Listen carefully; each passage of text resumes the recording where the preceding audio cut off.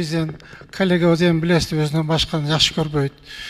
Өзүнөн башканы акылдуу сезбейт. Бул эми дешевый пиар да, дешевый пиар. Эми бул жанагы мен кечирип коем, эми улуу сөздө айып жок дейт. Бул политический мусор да. Одно и то же. 30 лет одно и то же. Себе пиарить нужно. Публика ойнош керек, өзүнү пиаритеш керек. Мен сиздерге караганда көбүрөөк күйөм ушул өлкөгө. Мен сиздерге караганда көбүрөөк талап кылам тартиптүүлүктү. Мыйзамдуулукту көбүрөөк талап кылам. Мамлекеттин күчтүү болушун каалайм. Эгерде биз биринчи окуу режиминде кабыл алабыз десек, анда урматтуу төрагалык кылуучулар беренелер менен кетишибиз керек биз. Ар бир беренеге добуш берип отурушубуз керек. Өткөндө комитеттен талкуу кылганда айткан сунуштар кирбегенден кийин анан экинчи окууда кайра өзгөрүп кетеби бир нерсе. Мындай түшүнүшүбүз керек.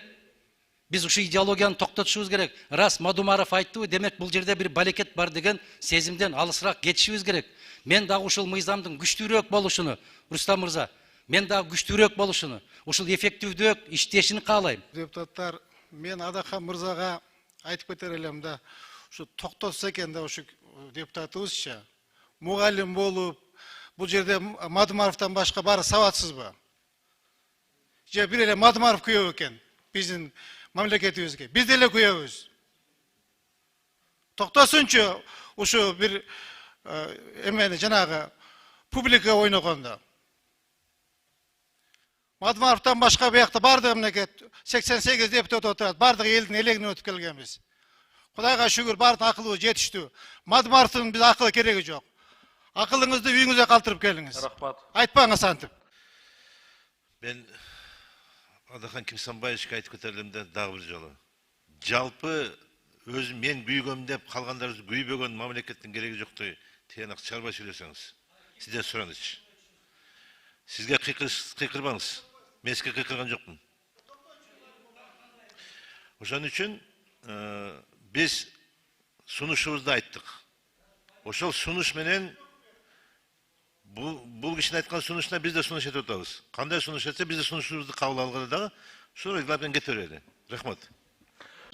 Ана мен айтат элем Адахан Кимсанбаевичкечи. Кимден ким баягы дин жөнүндө сүйлөйсүз, билем дейсиз, бирок билем дегениңиздин билбегениңиз өкүнүчтүү да. Дин жөнүндө сүйлөйсүз.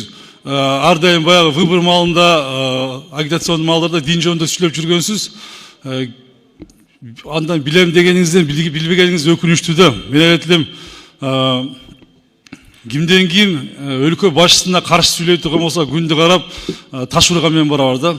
Ал таш өзүңүзгө тийиши мүмкүн. Мындай кичине бир сыйлап мамлекетке ушундай биздин өлкө башчыда эч ким 30 жылда эч ким андай жакшы иштерди алып барган эмес. Мына күч баягындай күчтүү жанагы баягы аружаларды алып келип мамлекетке 30 жылда эч ким мындай биздин бийлик башында турган президентибизде эч ким иштеген эмес. Сиз 30 жылда бир кирпич алып келген эмессиз. Мен айтам, сиздей азыр сиз менен тең келе турган бул жерде жигит мүнөздүү адамдар аз. Сиз менен тең келе бир гана баягы аял киши тең келбесе, мындай жөн жерден пиар иштеп, мындай бул жерде дүрбөлөң кылбаңыз элдичи.